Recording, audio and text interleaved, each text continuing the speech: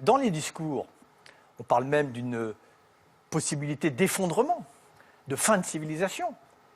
Mais dans les actes, on n'est pas à la dimension et on n'est pas à l'échelle. Donc soit il y a une forme de déni de réalité, c'est une réaction, ou alors on est passé d'un climato-scepticisme à un climato-fatalisme. Là, il y a deux Frances. Eh ben, j'en suis bien désolé parce que... Une France urbaine qui s'inquiète pour les poumons de ses enfants et une autre qui dit « mais moi, je n'ai pas d'autre choix, ce monsieur en est là. Je n'ai pas d'autre choix que prendre ma voiture pour aller au boulot. » Eh ben, je me serais bien passé, et la France se serait bien passée de cette confrontation qui effectivement oppose l'écologie au social, alors que ma volonté à moi, c'était effectivement de réconcilier l'écologie et le social. Et on n'y est pas parvenu. Et cette crise était évitable. Bon, maintenant, ça, c'est aujourd'hui... C'est aussi votre échec, donc, ce qu'on paye là.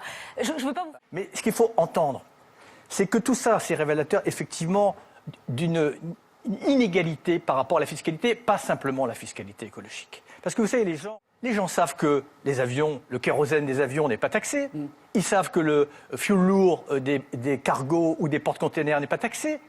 Ils savent également, en matière de fiscalité, que les grandes entreprises, par le système d'optimisation fiscale, pardon pour changer d'échelle, mais c'est important si on n'a pas cette réflexion-là. Vous parlez comme un gilet jaune.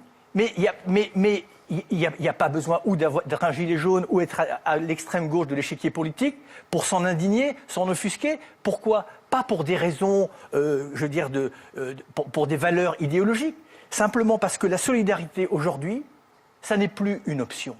Parce que les exclus ont vu sur les inclus et ils ont, à juste titre, une aspiration à l'équité. Et la fiscalité n'est pas équitable. Voilà. Et donc ça, il faut le dire. Pourquoi ? À cause de l'ISF ? À cause de l'ISF ? Certains disent c'est le péché originel. Mais pas simplement à cause de l'ISF. Quand vous voyez l'impôt sur les bénéfices qui est passé en quelques années de 40% à 18%, quand vous voyez que les dividendes augmentent, quand vous voyez que la taxe sur les transactions financières, que l'ensemble de la finance spéculative n'est pas soumis à la solidarité, je comprends que les classes moyennes et les revenus modestes, à un moment, il y a un ras-le-bol et ne peuvent plus entendre la raison sur un enjeu majeur dont j'espère on va reparler après, parce qu'il faut être préoccupé par les fins de mois des Français, mais il faut aussi ensemble, sans s'affronter, être préoccupé par un sujet qui s'appelle ni plus ni moins la fin du monde. On entend votre colère.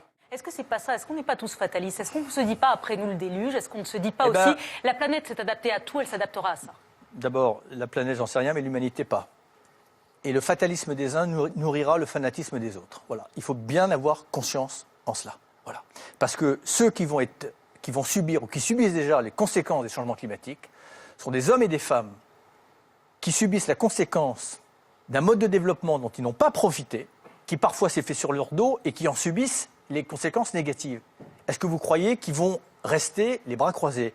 Quand je vois déjà la panique en Europe par une vague migratoire pour des causes diverses, quand des centaines de millions de personnes, parce que leur instinct de survie les conduira vers le nord, qu'est-ce qui va se passer ? On va mettre des murs ? Mais c'est une folie de penser que l'esprit de liberté ou l'instinct de survie va se faire demi-tour devant des murs. Quand vous voyez déjà que les gens sont prêts à mourir avec leur famille en traversant la Méditerranée. Je ne veux pas forcer le trait, mais c'est cette réalité qu'on s'obstine à ne pas regarder.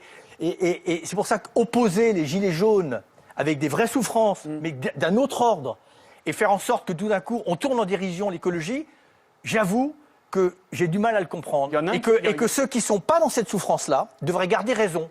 Et quand vous me dites, oui, on a bon dos, on n'est pas parfait en Europe, mais au moment où on va se pencher sur l'idéal européen, l'ambition européenne, là, on peut faire ériger un nouveau modèle. Nous, on peut montrer l'exemple.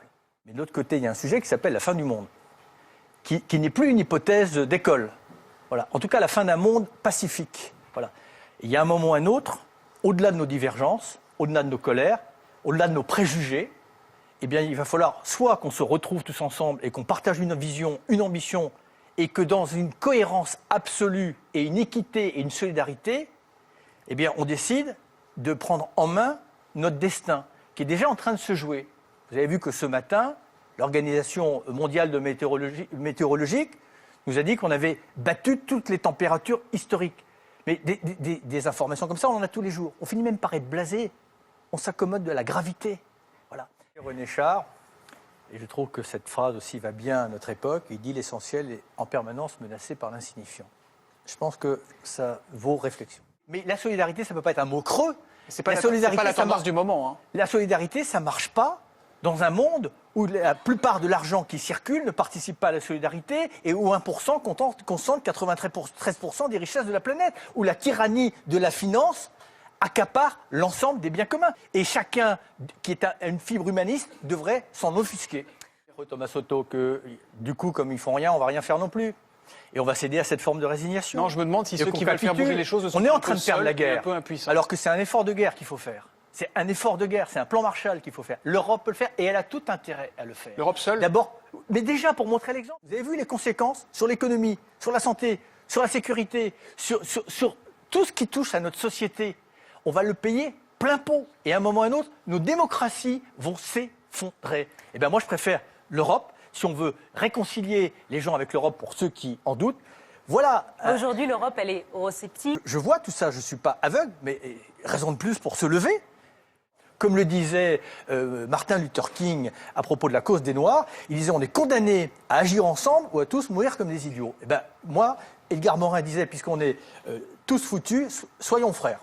Quoi, on fait quoi? On reste là, roupillé, ou on prend nos cerveaux en main histoire de les dégoupiller? Est-ce qu'on se résigne ou on se mutine? Est-ce qu'on sort la guillotine? Est-ce qu'on fait le compte du nombre de gens que le capitalisme assassine? Qu'est-ce qu'on fait? On soumet ou on en fait des eunuques qui scanneront les codes barres qui veulent nous tatouer derrière la nuque? L'ordre mondial dévorera l'humanité, nous laissera accélérer le pont. Qu'est-ce qu'on fait? On les expulse ou pas? Tranquille, docile, toute résistance est inutile.